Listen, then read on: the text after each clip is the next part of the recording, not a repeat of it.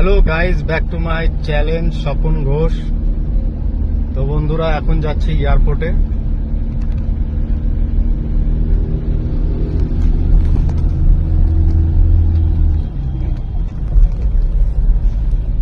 আমি যাচ্ছি Delhi airport T3।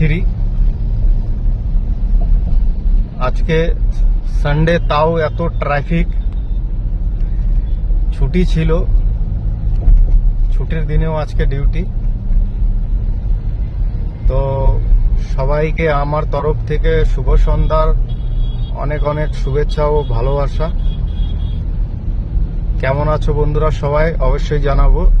এটা হচ্ছে ডিটি বাস, দিল্লির ডিটি বাস, এসি বাস এটা।